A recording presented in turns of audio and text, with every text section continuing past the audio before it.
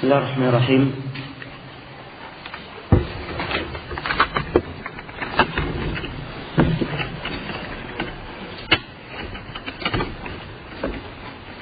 Innal hamdalillah nahmaduhu wa nasta'inuhu wa nastaghfiruh wa na'udzu billahi min shururi anfusina wa sayyiati a'malina. Man yahdihillahu fala mudilla lahu wa man yudlil fala hadiya lahu.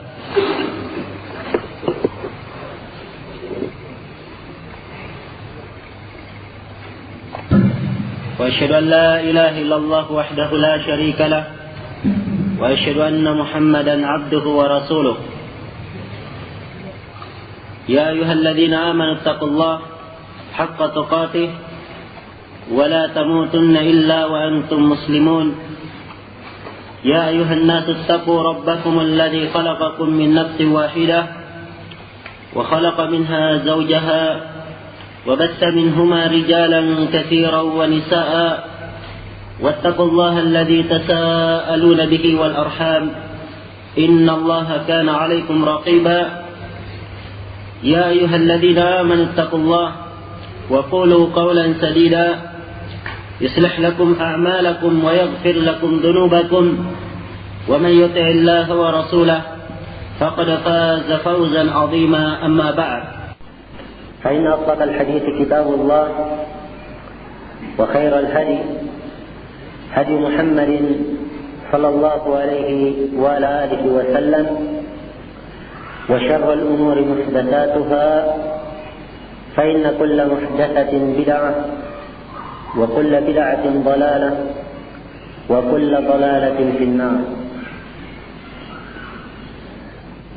Bapak dan saudara-saudara sekalian yang dimuliakan oleh Allah Subhanahu wa taala,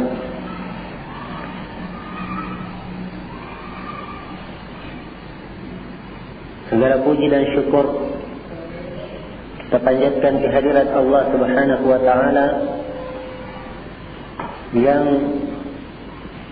masih memberikan kesempatan kepada kita bersama untuk hadir di majlis yang kita sama-sama berharap kepada Allah Subhanahu wa taala untuk menjadikan majlis kita ini sebagai majlis yang penuh dengan berkah dan rahmat serta karunia darinya. Dan ini adalah satu nikmat yang harusnya kita syukuri tatkala Allah Subhanahu wa taala menggerakkan hati kita untuk duduk di dalam majlis ilmu, di dalam mempelajari agamanya. Sungguhnya orang yang duduk di dalam majlis ilmu itu, sebagaimana kata Rasulullah sallallahu alaihi wasallam, mereka dinaungi oleh para malaikat. Dan orang yang duduk di dalamnya itu dikatakan oleh Nabi sallallahu alaihi wasallam, ulaikal qaumu la yashqa bihim jalisuhum. Mereka itu orang yang duduk dalam majlis ilmu, ya, teman duduknya tidak akan merugi. Teman duduknya tidak akan merugi. Apalagi kalau dia duduk dengan mengikhlaskan niatnya hanya untuk Allah Subhanahu wa taala dan mengharapkan pahala darinya, maka Allah Subhanahu wa taala akan memutuskan para malaikat yang menaungi majlis-majlis mereka. Dan di dalam hadis yang diriwayatkan oleh Imam Muslim dari hadis Abi Hurairah radhiyallahu taala anhu, Rasulullah sallallahu alaihi wa alihi wasallam bersabda, "Man salaka tariqan yaltamisu fihi ilma, sahhala Allahu lahu tariqan ila al-jannah." Siapa yang menempuh satu jalan dan dengan jalan ini dia menuntut ilmu di dalamnya, maka Allah Subhanahu wa taala akan memudahkan baginya jalan menuju surga. Karena itu patut kita syukuri kalau kita mendapatkan rahmat dan karunia untuk duduk di majelis-majelis ilmu, mempelajari ilmu agama dan mempelajari apa-apa yang kita butuhkan di dalam kehidupan kita di dunia ini. Sebab di dunia ini kita hanya sementara, dan dunia ini adalah tempat persinggahan bagi seorang pengelana, bagi seorang yang mengadakan perjalanan, tempat persinggahan sementara. Dia cuma mengambil bekal, setelah itu melanjutkan perjalanannya ke negeri yang kekal abadi. Ya. Maka di dunia ini yang menentukannya. Karena itu Rasulullah sallallahu alaihi wasallam bersabda dalam hadis yang diriwayatkan oleh Imam Al-Bukhari, kata beliau, "Kun fid dunya ka'annaka gharibun aw 'abiru sabil." Jadilah engkau di dunia ini seakan-akan engkau itu adalah orang asing atau orang yang sementara lewat saja. Orang yang sementara lewat. Dan setiap orang akan kembali menghadap kepada Allah Subhanahu wa taala. Karena itulah hendaknya setiap muslim yang mengetahui akan hakikat penciptaannya, ia memperbanyak ibadah kepada Allah Subhanahu wa taala dan menghabiskan waktunya di kehidupan ini dengan ibadah dan zikir kepada Allah Subhanahu wa taala.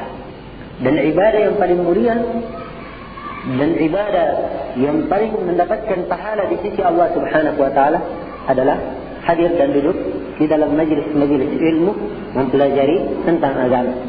Iya. Kemudian di pertemuan sore hari ini saya diminta untuk berbicara tentang masalah fikih. Maka sebagai pertemuan kita yang pertama ini, saya akan memberikan satu bab khusus tentang permasalahan fikih yang kiranya hal ini bisa bermanfaat bagi kita bersama, karena ini saya pandang juga termasuk masalah yang penting di dalam kehidupan kita keseharian. Ya, apalagi banyak terjadi kesalahan-kesalahan di dalam mempraktikkan ibadah ini. Masalah yang saya akan bahas di sini pada pertemuan yang ringkas ini adalah masalah tentang tata cara berwudu. Tentang tata cara berwudu. Berwudu itu mempunyai keutamaan dan fadilah bagi orang yang melaksanakannya. Dan cukuplah keutamaan yang paling besar bagi berwudu ini. Rasulullah sallallahu alaihi wasallam bersabda dalam hadis Abu Hurairah riwayat Bukhari dan Muslim, "Inna ummati yud'auna yawmal qiyamati ghurran muhajjalin." Sungguhnya umatku pada hari kiamat mereka akan dipanggil dalam keadaan mempunyai cahaya di muka, tangan dan kaki mereka. Ini umat Islam khusus yang mempunyainya. Pada hari kiamat seluruh umat berkumpul. Dan umat Islam ini adalah umat yang paling terakhir, umat ke-70. Telah ada 70 umat di muka bumi ini, dan umat Islam adalah umat yang ke-70, yang paling terakhir. Yang kata Nabi sallallahu alaihi wasallam dalam hadis Amr ibn al-As atau Muawiyah bin Khaidah, kata beliau, "Antum tuwaffuna 70 ummah, antum akramuha wa afdaluha 'ala Allah azza wa jalla." Kalian wahai umat Islam, kalian menggenapkan 70 umat, dan kalian yang paling mulianya dan paling utamanya di sisi Allah Subhanahu wa taala. Ini umat Islam banyak keutamaannya. Dan juga dalam hadis yang lain Rasulullah sallallahu alaihi wasallam bersabda, "Nahnu al-akhirun as-sabiqun dukhulan lil jannah." Kami adalah orang-orang yang paling terakhir, tapi orang-orang yang paling pertama masuk surga. Paling terakhir datang, umat terakhir, tapi paling pertama masuk surga. Ini keistimewaan umat Islam. Ya. Dan termasuk keistimewaan yang paling besar bagi umat Islam ini, diberikan wudu bagi mereka. Diberikan wudu, yaitu setiap kali salat diwajibkan untuk berwudu, dan orang yang berwudu ini, wudunya ini sebagai tanda, yang merupakan tanda ia sebagai umat Islam kelak di kemudian hari. Dan Nabi sallallahu alaihi wasallam mengenal umatnya dengan air wudu ini. Ya, karena itulah dikatakan dalam hadis, "Inna ummati yud'auna yawmal qiyamati ghurran muhajjalin." Sungguhnya umatku dipanggil pada hari kiamat dalam keadaan ghurran, bercahaya mukanya. Ya, ghurran itu asal katanya dari gurrah, yaitu tanda yang ada di kuda itu, di kepala kuda. Itu gurrah. Ya. Al-muhajjali itu asal katanya dari kalimat at-tahjil. At-tahjil itu tanda-tanda yang berada di kaki kuda. Ya. Nah, itu tahjil. Jadi bercahaya pada semua tempat itu. Ya. Ini pada hari kiamat umat Islam demikian keadaannya. Maka beruntunglah orang-orang yang rajin menjaga salatnya, orang-orang yang rajin berwudu sesuai dengan tuntunan Rasulullah sallallahu alaihi wasallam. Dan juga di dalam hadis Abu Hurairah dan semana dengan hadis Amr bin Abbasah, keduanya riwayat Muslim, Rasulullah sallallahu alaihi wasallam mengabarkan bagaimana orang yang berwudu itu. Kalau dia cuci tangannya, maka dosa-dosa tangannya ini akan gugur bersamaan dengan akhir tetesan dari tetesan tangannya. Dia cuci mukanya, dosa-dosa mukanya itu akan gugur bersamaan dengan akhir tetesan dari air wudunya. Demikian pula tangannya dan kakinya. Ini keutamaan yang sangat besar bagi orang yang berwudu. Karena itu disunnahkan untuk memperbanyak melakukan wudu tersebut. Karena itu adalah ada syariat dari Rasulullah SAW. Setiap kali seseorang itu berhadas, ya kentut atau buang air kecil atau buang air besar, ya, maka disunnahkan bagi dia untuk berwudu setiap kali berhadas. Ini yang paling utamanya. Ya. Apalagi kalau dia tambah lagi setelah dia berwudu, dia solat 2 rakaat. Ya. Dia solat 2 rakaat. Kata Utsman bin Affan dalam hadis beliau, ya, ia melihat Nabi sallallahu alaihi wasallam berwudu, ya, kemudian beliau berkata, siapa yang berwudu seperti wudu saya ini, thumma shalla raka'ataini la yuhaddithu bihima nafsah illa dakhala al-jannah. Ya, siapa yang salat seperti salat saya ini, kemudian dia salat 2 rakaat. Ya. 2 rakaat dan tidak membicarai dirinya. Maksudnya tidak ingat 2 rakaat, tidak ingat, pikirannya tidak melayang sana sini. Dia hanya ingat salatnya. Karena ada orang yang salat, ya, ingatnya ada ingat ke kantornya, ada ingat ke kebunnya, ada ingat urusan dagangnya, ya. Kadang ada yang seperti itu. Ya, maka siapa yang salat kemudian dia khusyuk dalam salatnya 2 rakaat, maka wajib maka dia akan masuk surga. Ini janji ghufira lahu ma taqaddama min dhanbi. Maka akan diampuni bagi dia dosa-dosanya yang telah lalu. Ya. Lagi-lagi keutamaan bagi orang-orang yang berwudu.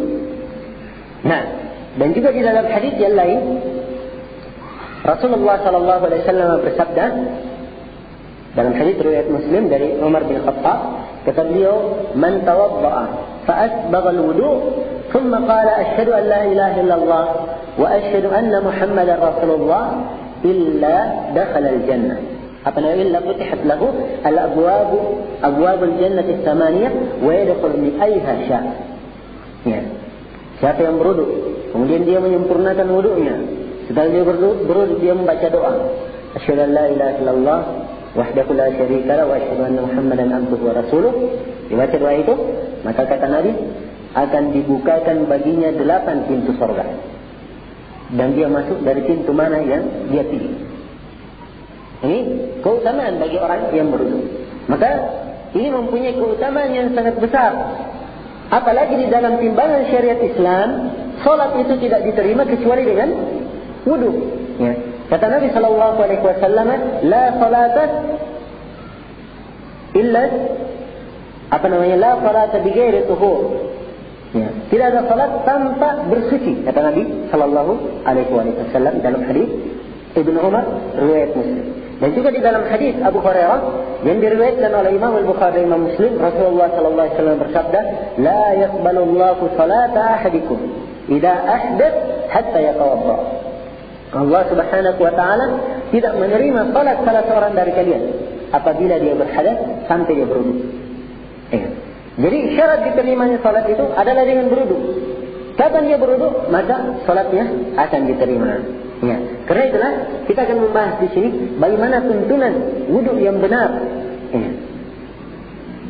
Menurut tuntunan Rasulullah atau sesuai dengan apa yang dituntunkan oleh Rasulullah sallallahu alaihi wasallam. Ya. Dan kita akan mengingatkan beberapa kesalahan yang banyak terjadi di tengah masyarakat tentang praktek atau cara berwudu ini. Ya. Pertama, atau untuk membahas tentang masalah wudu ini, saya akan memberikan 2 pendahuluan. Pendahuluan yang pertama, Ya, pembahasan kita akan dibagi menjadi 3.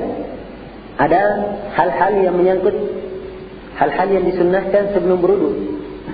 Ya. Kemudian yang kedua, tata cara berwudu itu sendiri. Kemudian yang ketiga, hal-hal yang disunnahkan setelah berwudu. Nah, ini 3 pembahasan yang kita akan uraikan. Ya. Kemudian pendahuluan yang kedua, untuk masuk ke dalam tata cara berwudu, ya, masuk ke dalam tata cara berwudu, perlu kita ketahui bahwa wudu itu yang mempunyai tuntunan dan cara. Ya. Ada yang merupakan rukun wudu, dan ada yang merupakan kewajiban wudu, dan ada yang merupakan sunnah wudu. Ini harus diperhatikan. Dan ini dibedakan antara 3 hukum ini. Ini saya minta untuk diperhatikan dengan baik, sebab ini bagikan kaidah yang sangat penting yang harus dipahami, sehingga kita bisa menjawab banyak pertanyaan seputar masalah wudu. Jadi dalam wudu itu dikenal ada namanya rukun, dan ada namanya kewajiban wudu, dan ada namanya sunnah wudu. Rukun wudu, rukun artinya apa-apa yang harus wajib dikerjakan. Kalau ditinggalkan wudunya batal. Ini rukun namanya. Ya. Yang kedua kewajiban.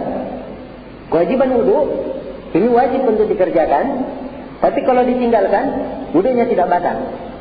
Wudunya tidak batal. Ini kewajiban wudu. Kemudian yang ketiga, apa namanya? Sunnah wudu. Ya, sunnah wudu. Ini sunnah untuk dikerjakan. Sunnah untuk dikerjakan. Tentunya kalau sunnah, ya, dikerjakan itu yang paling baik. Kalau ditinggalkan, tidak berdosa.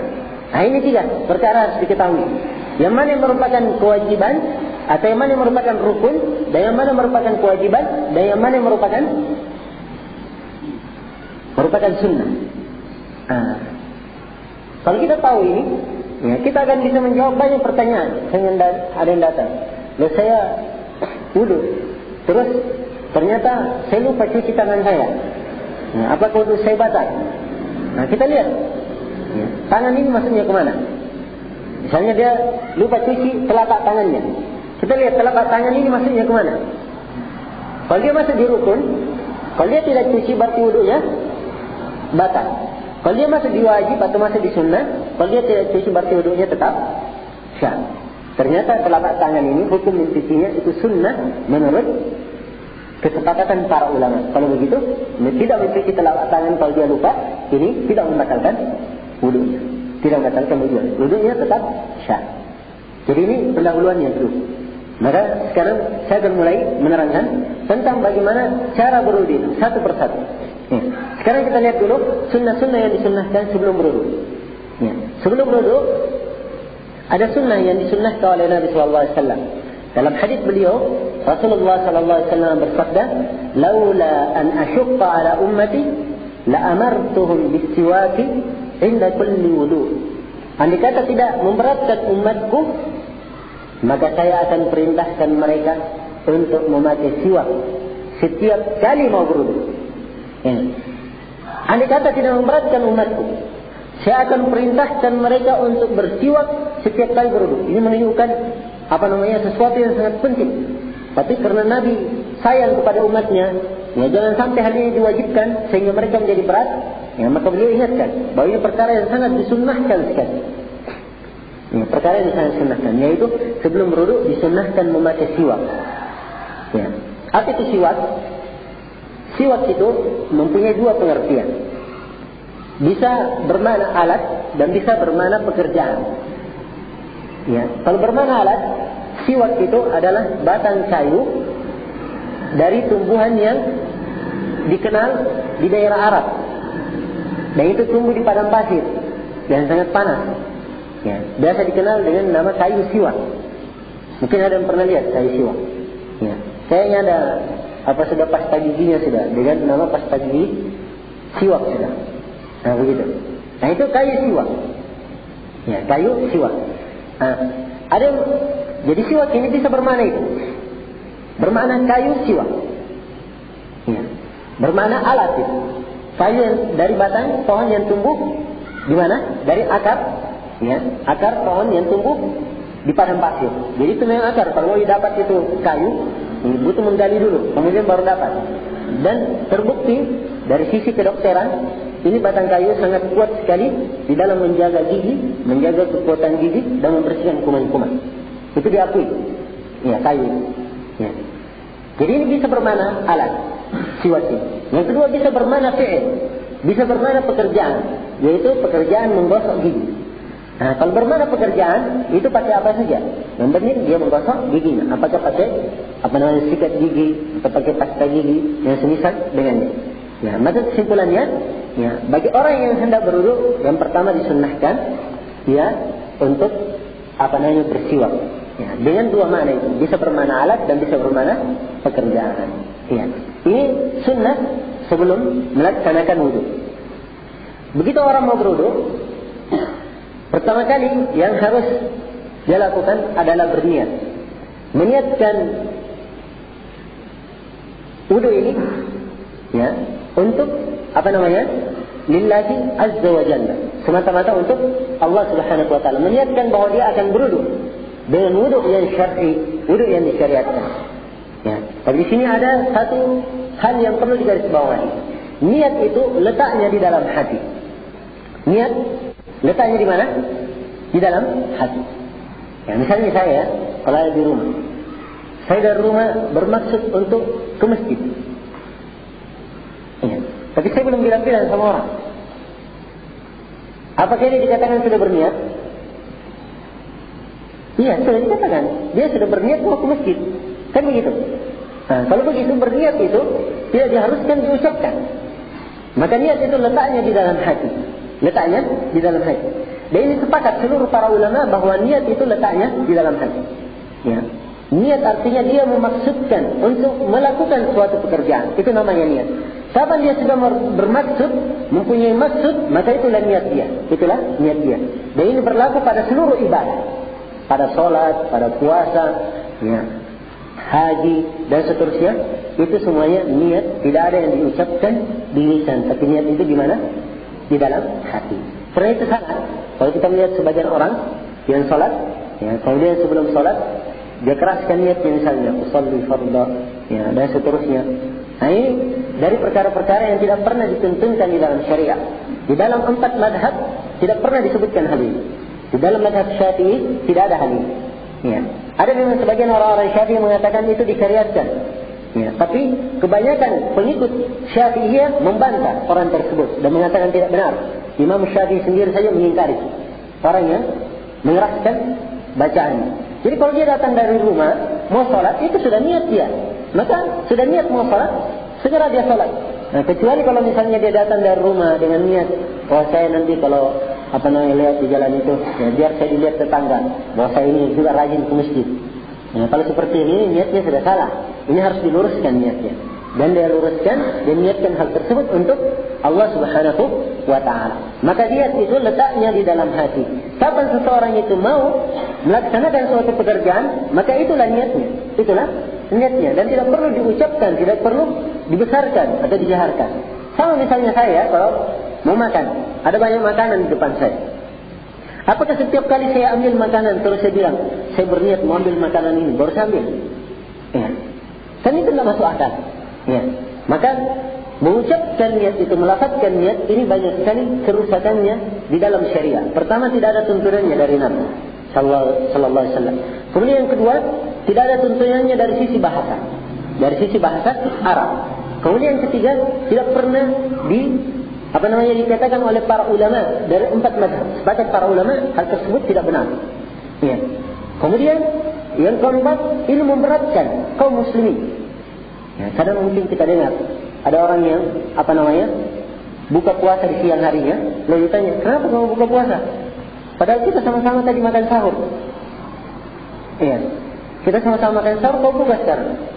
Kata dia apa? Saya lupa tadi baca niat. Saya lupa baca niat. Ya. Ya, itu maksudnya lupa baca niat. Nawaitu an asuma badan lillahi ta'ala. Baca itu yang dia maksud. Padahal niat itu sudah ada di dalam hatinya. Dia bangun makan sahur. Kalau bukan untuk berpuasa, untuk apa lagi? Iya kan? Maka niatnya itu sudah ada di dalam hati. Di sini letak kesalahan yang banyak terjadi ini di dalam masalah niat. Karena itulah niat itu letaknya di dalam hati. Ini menyangkut seluruh jenis ibadah, pada ibadah apa saja dan masuk di dalamnya dalam berwudu. Jadi pertama dia berniat. Niat dengan apa yang saya sebutkan tadi. Kemudian yang kedua, setelah berniat dia membaca bismillah. Bismillah saja, tidak ada tambahan lain. Ada sebagian orang baca Bismillahirrahmanirrahim. Ada sebagian orang baca dulu A'udzubillahi minasyaitonirrajim. Bismillahirrahmanirrahim. Ini salah semuanya. Yang benarnya cuma baca Bismillah sampai situ saja. Ini yang ada tuntunannya di dalam hadis Nabi Sallallahu Alaihi Wasallam. Dalam banyak hadis yang dihasankan dari seluruh jalan-jalannya oleh para ulama, Nabi Sallallahu Alaihi Wasallam mengatakan, La salata liman la wudu'a lahu. Tidak ada salat bagi orang yang tidak berwudu. Wala wudu'a liman lam yaqra' bismillah. Dan tidak ada wudu bagi orang yang tidak membaca bismillah. Tidak membaca bismillah. Maka sebelum dia salat, sebelum dia berwudu, dia membaca bismillah dulu. Jadi dia baca bismillah, mulai sudah dia mengambil air. Sekarang pertama dia membaca bismillah. Setelah itu mengambil air. Dia mengambil air. Begitu mau mengambil air, kita lihat di mana ini dia mengambil airnya. Kalau dia mengambil di bejana, di di timba misalnya, atau di canteng atau katoang, di sini saja itu, dia ambil di situ, maka dilihat keadaannya dia bagaimana. Kalau dia baru bangun tidur di malam hari, itu kalau orang baru bangun tidur malam hari, tidak boleh langsung masuk tangannya ke dalam bejana, tidak boleh.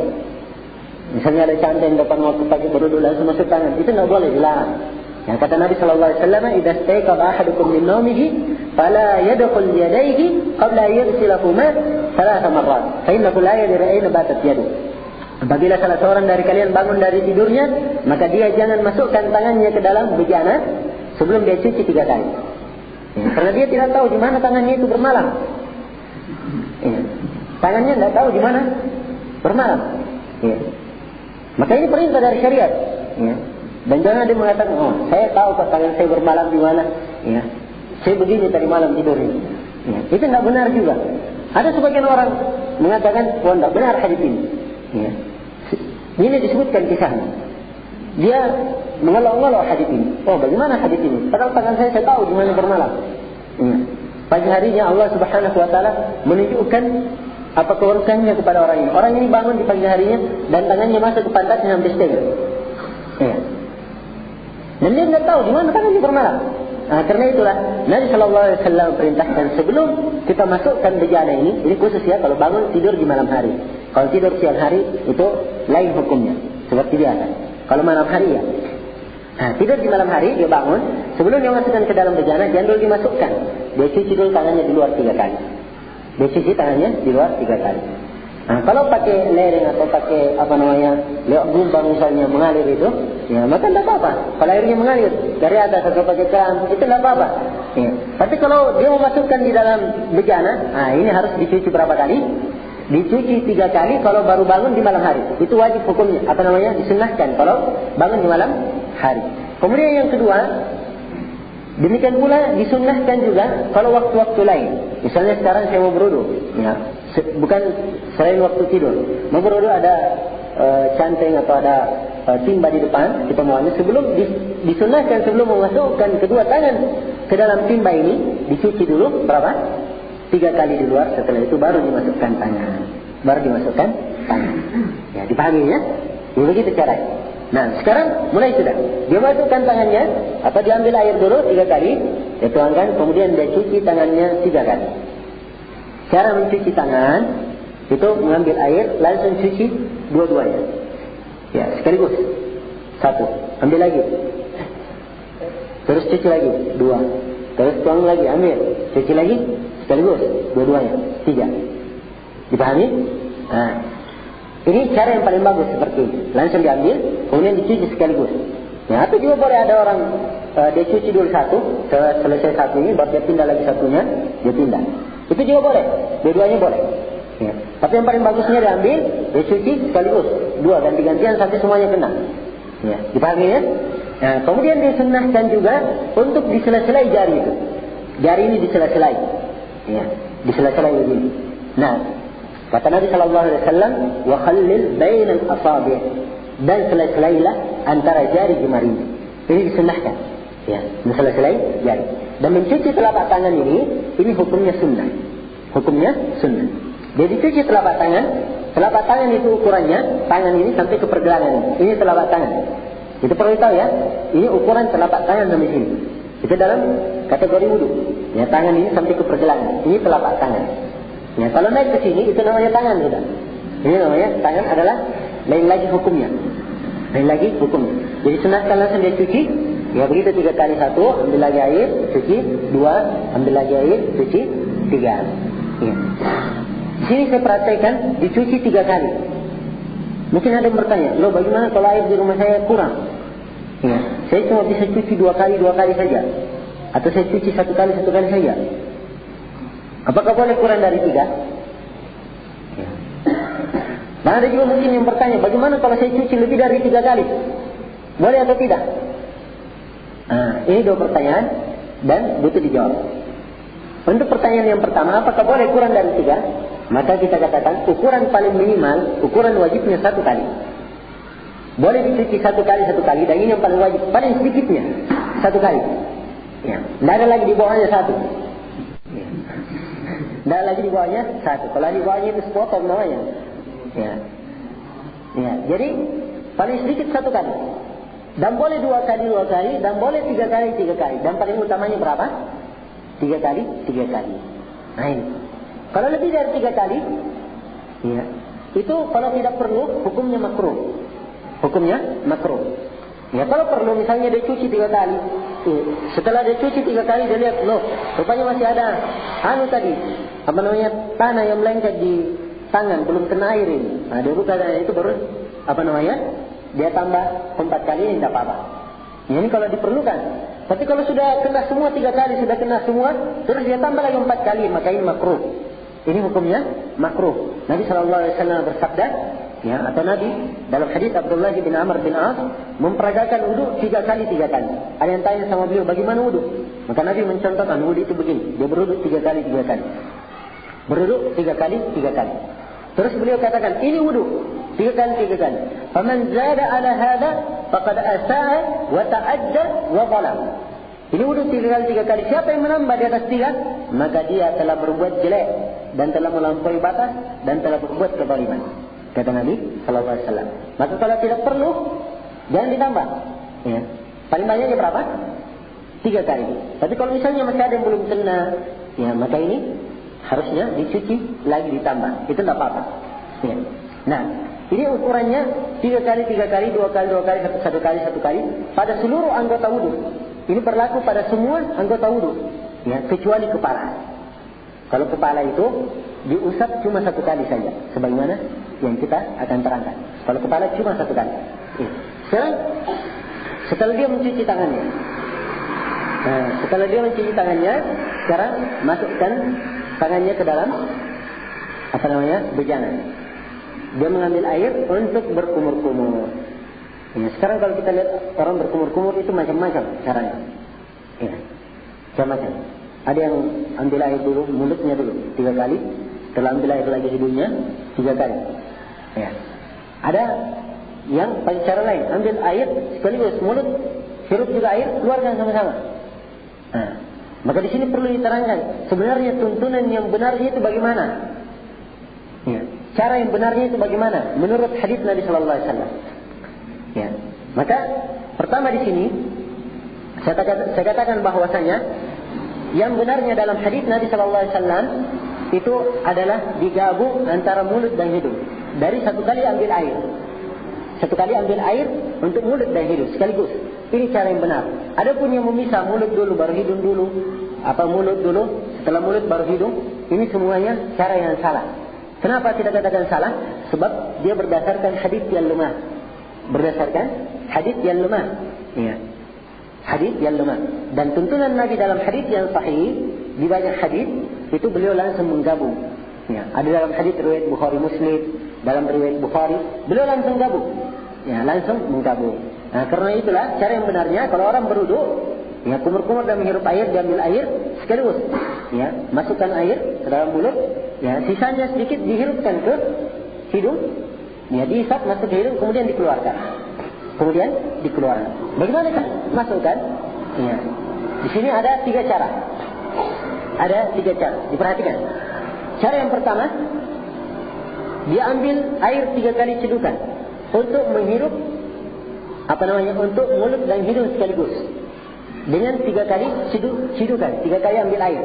Ya, misalnya begini ya, saya ambil air 1 kali. Terus saya ambil kumur-kumur, kemudian saya hirup, keluarkan 1. Ambil lagi, ya. Kemudian saya masukkan ke mulut, saya hirup juga, saya keluarkan 2. Ambil lagi, kemudian saya masukkan ke mulut, lebihnya saya hirup, kemudian keluarkan. Nah, ini cara yang pertama. Dan ini cara yang paling bagus. Ini cara yang pertama. Cara yang kedua agak lebih sulit sedikit, tapi ini juga pernah dilakukan oleh Nabi. Dalam hadis riwayat Bukhari. Ya.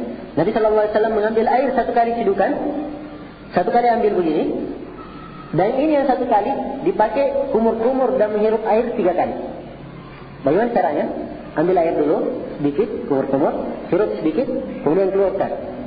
Lebihnya lagi ambil lagi sedikit, ya, kemudian hirup lagi, keluarkan 2. Lebihnya lagi ambil, masukkan ke mulut, kumur-kumur, kemudian hirup, kemudian keluarkan. Ini 3 kali. Ya, cara yang kedua ini mungkin agak berat, tapi bisa. Ya, bisa diterapkan, bisa dilakukan. Nah, cara yang ketiga, ya, agak mirip dengan itu. Ya, ambil air, kumur-kumur dulu 3 kali, setelah itu hirup 3 kali, dan 1 kali cedukan. Dari 1 kali, ambil ini. Ini 3 cara di dalam hadis yang sahih. Cara yang pertama dalam hadis Abdullah bin Zaid riwayat Bukhari Muslim. Cara yang kedua dalam hadis Abdullah bin Zaid riwayat Bukhari. Cara yang ketiga dalam hadis Ali bin Abi Thalib riwayat Imam Ahmad dan lain-lain. Ya. Dan semuanya ini adalah cara yang benar. Ini cara yang benar dalam berwudu dan menghirup air. Maka karena itu yang kita lihat di sebagian masyarakat, kalau berwudu dia kumur-kumur dulu, setelah kumur-kumur ambil air, hirup lagi air, maka ini salah. Karena dia pisahkan. Dan yang benar langsung digabung. Ya, langsung digabung. Ya. Dan hukum berkumur-kumur dan menghirup air, berkumur-kumur hukumnya sunnah. Menghirup air itu 2, menghirup dan mengeluarkannya. Ini hukumnya wajib 2 ini. Menghirup dan mengeluarkan itu hukumnya wajib. Sekarang ketika mengeluarkan, dengan tangan apa dikeluarkan? Ya. Disunnahkan menggunakan tangan kiri. Jadi kalau dihirup sudah masuk, dihirup air, dikeluarkan pakai tangan kiri. Dikeluarkan pakai tangan kiri. Ini yang paling utamanya. Sebagaimana yang dipraktekkan oleh Nabi sallallahu alaihi wasallam dalam hadis Ali bin Abi Thalib. Iya. Baik, setelah itu kita pindah. Selesai sudah kumur-kumur dan menghirup air. Sekarang ambil air lagi. Kemudian mencuci. Cuci apa? Setelah kumur-kumur apa? Ya, tentunya mencuci muka. Nah, sekarang kita masuk mencuci muka. Muka ini adalah rukun wudu. Rukun wudu. Ini mulai rukun yang pertama. Saya sebutkan tadi ada rukun, ada wajib, ada sunnah. Diperhatikan, saya sudah sebutkan semua hukumnya tadi. Ya, tangan saya bilang hukumnya, telapak tangan mencuci hukumnya apa? Sunnah. Kumur-kumur hukumnya sunnah. Kemudian menghirup hukumnya wajib, mengeluarkan hukumnya wajib. Mencuci muka hukumnya rukun. Hukumnya rukun. Yang rukun itu, ini saja yang perlu kita ketahui, rukun. Ini yang perlu dijaga. Yang rukun itu ada 4. Itu yang tersebut dalam ayat. Allah Subhanahu wa taala berfirman, "Ya ayyuhalladzina amanu, idza qumtum ila sholati faghsilu wujuhakum wa aydiyakum ila al-marafiq wamsahu bi ru'usikum wa arjulakum ila al-ka'bayn." Wahai orang-orang yang beriman, apabila kalian hendak melakukan salat, maka cucilah muka-muka kalian. Dan cucilah tangan-tangan kalian sampai ke siku 2. Dan usaplah kepala kalian. Dan cucilah kaki-kaki kalian. Ini 4 anggota wudu yang merupakan rukun. Ini 4 anggota wudu yang merupakan rukun. Selain dari itu, wajib atau sunnah. Ya. Selain dari itu, wajib atau sunnah. Ini 4 anggota ini yang merupakan rukun yang harus dijaga. Ya. Kalau kepala nanti itu ada ukurannya. Kepala tidak harus kena semua. Tapi muka, tangan, kaki ini harus kena. Sedikit saja tidak kena air, wudunya batal. Sedikit saja tak kena air, wudunya batal. Sebab dia tidak sempurnakan anggota wudu. Nah, maka sekarang di sini perlu kita tahu ukurannya muka itu sampai mana. Ya. Muka itu sampai mana ukurannya. Sebab ada orang juga berwudu tidak tahu ukuran mukanya sampai mana. Cuci muka dia cuci semua sampai ke belakang leher. Oh, ke belakang di di dagunya semuanya dicuci. Ya. Maka sekarang perlu kita ketahui ukuran muka itu sampai mana. Ya. Muka di dalam bahasa Arab itu ukurannya, kalau ukuran tinggi itu dari ubun-ubun sampai ke dagu, itu muka. Ubun-ubun sampai ke dagu. Ini setelah ubun-ubun ini ada naik lagi sedikit. Iya. Ada naik lagi sedikit. Apa namanya? Yang naik. Kayak bentuk gunung naik ini. Dua ini kan? Untuk gunung di samping ubun-ubun. Nah, ini juga masuk ke dalam muka yang naik ini. Nah, jadi ini ukuran panjangnya dari ubun-ubun sampai ke dagu. Ini ukuran panjang. Kalau ukuran lebar itu dari cuping kanan ke cuping kiri. Tahu cuping kan? Cuping ini nih, telinga yang kecil ini. Apa namanya ini? Kalau bahasa Makassar ini. Enggak, ini yang kecil ini. Sebelum masuk ke lubang telinga ini, yang kecil. Hah? Ya, yang jelas kalau bahasa Indonesianya itu cuping. Ini kan telinga kalau bahasa Indonesianya. Nah, kalau bahasa Indonesia ini namanya cuping. Ini. Nah, ini telinga yang kecil ini sebelum masuk ke lubang telinga yang kecil ini. Nah, dari sini ukuran muka, dari sini dari kanan ke kiri. Nah, itu ukuran lebarnya muka itu. Ukuran lebarnya. Nah, kalau sudah tahu ukuran panjangnya, ukuran lebarnya sampai mana, sudah tahu ukurannya muka ke mana. Jadi mencucinya kita enak kan? Ambil air, cuci muka, ambil sini, kena sini, ya selesai. Ya. Ya kan? Dan tidak usah seperti sebagian orang, ya panjang lebar masuk sampai ke leher juga. Ya. Ini terlalu berlebihan. Jadi muka itu ada ukurannya. Jadi ukuran muka itu tadi. Sekali lagi ukuran muka kalau panjangnya dari ubun-ubun dan ini yang naik juga ini yang sebelah sini dari ubun-ubun sampai ke dagu. Kemudian ukuran lebarnya dari cuping kanan ke cuping kiri. Ya. Diperhatikan ya. Kemudian ini ukuran muka. Ya. Dan muka itu wajib atau rukun hukumnya untuk dicuci. Wajib dicuci. Kapan tidak dicuci atau kurang, batal wudunya. Maka muka ini harus dijaga. Ya. Harus dijaga. Ya. Dalilnya tentang wajibnya dicuci itu yaitu ayat yang saya baca tadi. Ya ayyuhalladzina amanu idza qumtum ila sholati faghsilu wujuhakum. Apabila wahai orang-orang yang beriman, apabila kalian hendak salat, maka cucilah muka-muka kalian. Diperintahkan untuk mencuci apa? Diperintahkan untuk mencuci muka. Diperintahkan untuk mencuci muka. Ya. Cucilah muka-muka kalian. Cucilah muka-muka kalian. Ya. Sekarang kita pindah ke masalah lain. Ya. Mencuci muka. Ingat ya, muka itu tadi yang ada di depan ini, muka. Ya. Kalau mata di dalam, ada sebagian orang, ya kalau berwudu matanya juga diisi begini-begini. Ya. Itu tidak perlu. Itu tidak ada tuntunannya. Jadi kalau dia sudah kena semua mukanya, itu sudah selesai. Cukup. Ya. Sudah cukup. Dan mata itu tidak perlu digosok-gosok. Tidak perlu digosok-gosok. Itu berlebih-lebihan namanya. Itu berlebih-lebihan dan bisa berbahaya bagi mata. Ya. Kemudian bagi orang yang punya jenggot. Ya. Bagaimana? Bagusnya. Ya, Nabi SAW memberikan tuntunan kalau orang yang punya jenggot disunnahkan untuk menyelai-nyelai jenggotnya. Dia selai-selai. Ya, bisa ambil air sendiri, kemudian dia selai-selai jenggotnya. Ini kalau dia punya jenggot yang lebat, ya misalnya ya, maka boleh dia selai-selai jenggotnya. Nah, cara menyelai-nyelainya boleh dengan dua cara. Ambil air sendiri, ya, kemudian dia masukkan ke jenggotnya dari bawah, terus naik, setelah itu dia selai ke bawah begini. Ya, boleh begitu. Dan boleh juga langsung diambil air, dia selai dari atas, kemudian selai-selai. Yang jelas, selai-selai itu kan dipahami. Ya, dia memasukkan jari-jarinya supaya diselai-selai begitu. Ya, itu namanya menyelai-nyelai jenggot. Dan ini disunnahkan. Dalam hadis Utsman bin Affan, ya, Rasulullah SAW bersabda, atau Utsman berkata, "Kana Nabi sallallahu alaihi wasallam yukhallil lihiyatahu." Sungguhnya Nabi sallallahu alaihi wasallam itu menyelai-nyelai jenggotnya. Nah, itu dalilnya. Ya, dalilnya tentang menyelai-nyelai jenggot. Ya, jadi setelah mengusap muka, maka sekarang kita pindah ke mencuci tangan. Ya. Kita pindah sekarang ke mencuci tangan. Ukuran tangan itu dari mana? Kalau ini tadi telapak tangan ya, yang pertama. Sekarang tangan itu ukurannya dari pergelangan tangan sampai ke siku. Itu ukuran tangan. Dari pergelangan tangan sampai ke siku. Dan siku ini masuk. Siku ini masuk. Ada sebagian para ulama mengatakan sampai siku saja, ujungnya. Tapi siku tidak masuk. Yang benarnya siku masuk.